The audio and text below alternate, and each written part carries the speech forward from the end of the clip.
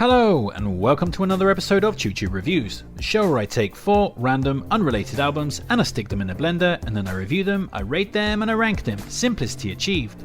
3 of the records this week were pulled from the comments, so if you have an album you'd like to see featured, why not drop a nomination, and who knows, you might just get lucky. So let's introduce this week's combatants in alphabetical order. Firstly, we have Happy Families by Blancmange from 1982, which was nominated by Gibbon56. Then we have White Hot Peach by Primitive Radio Gods from the year of 2000, which was nominated by Tailtube. Next we have All Born Screaming by St. Vincent from 2024, which is my own personal pick for inclusion. And finally we have Cub by Wunderhorse from 2022, which was nominated by Oliver. So, now the battle lines have been drawn, let's be complete rankers and rank up a storm. This is Chuchu Reviews.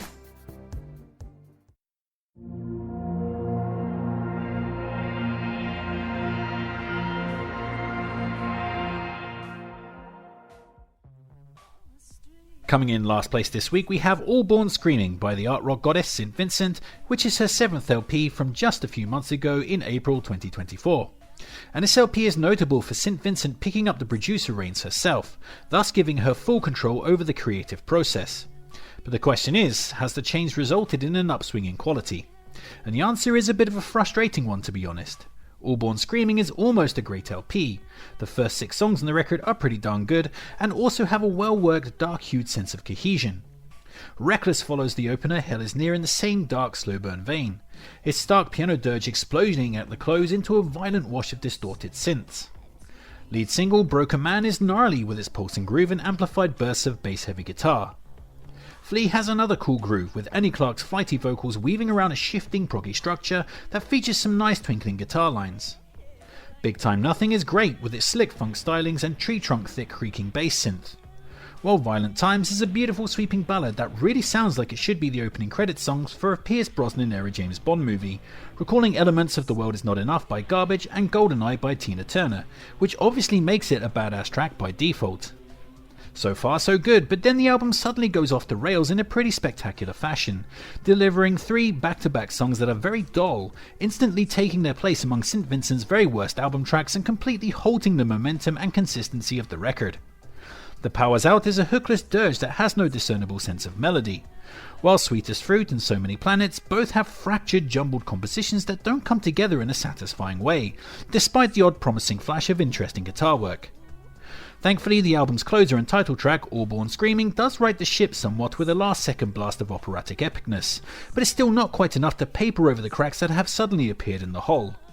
So yeah, as I said, All Born Screaming is frustrating. It's 70% of a good album, but that remaining 30% is unfortunately quite boring. Still, despite its faults, I did enjoy the LP as an overall experience. So, for that 70% of enjoyment, I'm going to give All Born Screaming 70% of a good rating. Because, after all, 70% of the time, it works every time. 3.5 stars.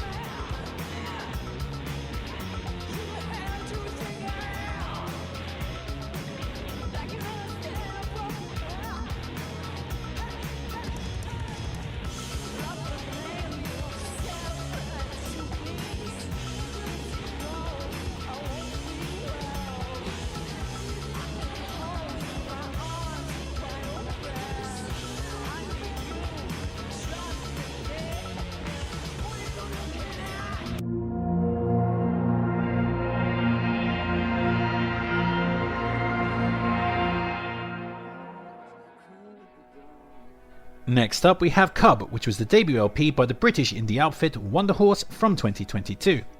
And what we have here is a meat and potatoes indie rock record. Basically you have guitar, bass, vocals and drums, and that's your lot. It's a pretty thrifty and threadbare kind of album, with a distinctly DIY kind of sensibility weaving through it. And stylistically speaking, the band are really wearing their American garage rock influences on their sleeves here. Cue a bass stock of Nirvana, a dollop of R.E.M., a sprinkling of Alice in Chains, and a small sprig of Pavement, and voila! Cub by Wunderhorse is ready to be served. But despite its fairly easy musical math, the band have actually put together a really strong record here, full of catchy choruses, melodic guitar lines, and crucially, a good set of lyrics and a strong sense of emotional connectivity from the frontman and bandleader Jacob Slater. Highlights from a derivative yet rock-solid release includes the opening Butterflies, which kicks things off with a dark groove, as over some growling guitar, Jacob asks you to Jump Off the Bridge and Kiss the Water. Atlantis also has a cool moody quality and an instantly hooky chorus. 17 is 110% Reckoning era REM, sounding not unlike a mashup of 7 Chinese brothers in camera, which obviously makes it something I totally dig. Teal is great, it's lovely arpeggiated guitar pop enlivened by a punky lyrical stream of consciousness vocal. Poppy impresses with its undulating waves of wah-wah guitar and muggy psychedelia, while Morphine has a molasses-like pace and a dreamy blissed out texture that is appropriately relaxing. As for negatives, we'll have to head into nitpick mode, but I personally don't really enjoy the slick Ed Sheeran style chorus of the ballad Purple, and I also think some of the late album cuts such as The Girl Behind the Glass and the closer epilogue do stir up a bit too much repetition. But by and large this is a very good LP, and that's without mentioning the Interpol meets Arctic Monkey swagger of Leader of the Pack, or the beautifully maudlin yet romantically salient Mantis, which sees Slater sighing, "So when you've finally found what scares you completely, kicks you when you're down, I hope it's really love." So yeah, Cub by Wunderhorse is a great debut album, and leaves me eagerly awaiting their second LP, which is due to be released later this year. 4 stars.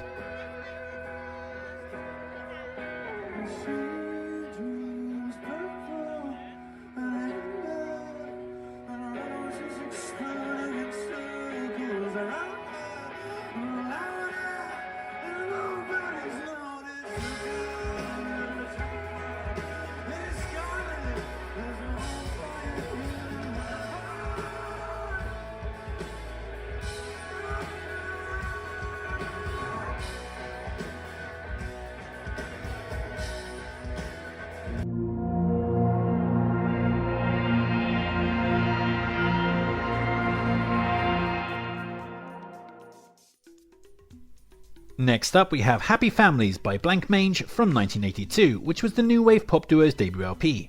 And yes, I am messing around. I know it's pronounced Blancmange. What do you think, I'm an idiot? What's that? You do? You bastards! Anyway, what we have here is an excellent 1980s new wave record that very deftly straddles the line between catchy synthpop and gothic leaning post-punk. The album's consistency of quality is actually quite startling, and there aren't really any weak spots on the track list. Of course, your enjoyment of this will hinge on your tolerance level for blocky early 80s synths and general cheesiness, as most new wave inevitably does, but Happy Families is undoubtedly a top quality example of the genre. High spots on a round track list includes Feel Me Now, which sounds like Depeche Mode crossed with Talking Heads, its jittering vocals and primary synths making for a fun tune. I've Seen the Word brings in the monotone vocals and Joy Division style atmospherics for a gothic tinged win. UK top 10 single Living on the Ceiling is a lyrically daft slice of pop, but it's also rad with its cool Indian melodies and jumbled percussion. Waves is a really beautiful and epic ballad, heightened by some elegant strings and layers of choral backing vocals. Sad Day is a sweetly wistful instrumental with a delightful melody, while Cruel is a catchy brooder with some sinister lyrics that sound like prowling around the ladyfolk with a violent intent. But yeah, you can't really put a foot wrong on this LP, as it's all really good top draw new wave fun. Also a quick shout out to the singer Neil Arthur's voice. It has a very nice baritone timbre to it that I like a lot. So yeah, this is great stuff from Blancmange. Blancmange. 4.5 stars.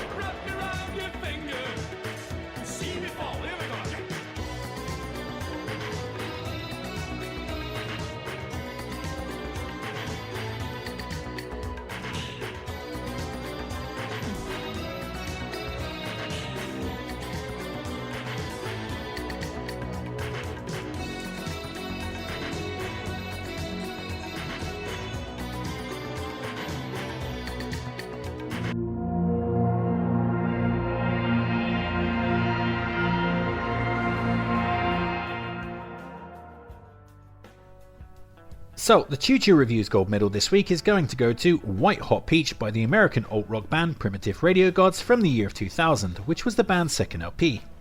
And Primitive Radio Gods are best known for their early sample-laden single, Standing Outside a Broken Phone Booth with Money in My Hand, which was a minor hit in their native USA. Their sophomore release mostly dispenses with the samples and loops and replaces them with, weirdness. Like, this record is so hard to explain or pigeonhole.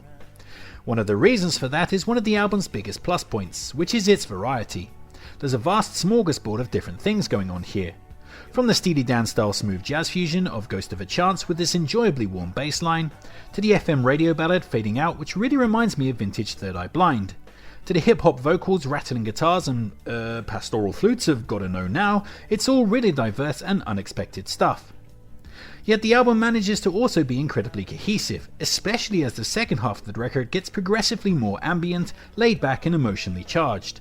And that's despite the oddball lyrics touching on some really weird and mysterious subjects, such as alien abductions, gentle starfish divers, and maybe even possibly sexually assaulting Blade Runner replicants. I mean, lyrically the album is off its fucking tits, but very interestingly so. But noting the craziness belies the album's weight of emotion. As I already mentioned, as this rolls on it gathers up a pretty potent swell of atmospheric catharsis, which is my very favourite thing about the record.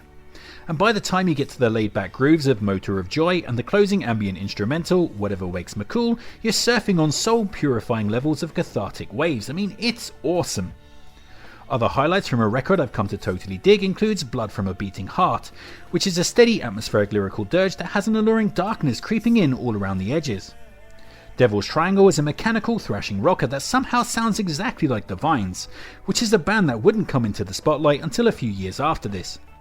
While First Alien Photo is a highly memorable stripped back guitar and vocals tune. Sure, it's about aliens, but somehow it's actually very emotive, reminding me a lot of late period Brand New.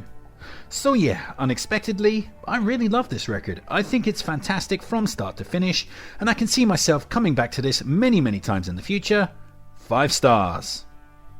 And that's another episode of Chuchu Reviews in the bag. Of course, I know you'd rank these records differently, so why not sound off in the comments and tell me which one would win for you, and maybe drop a nomination while you're there. Don't forget to like, share, subscribe and all that other kind of YouTube jazz. Make sure to take care of yourself, but most importantly, just keep on ranking.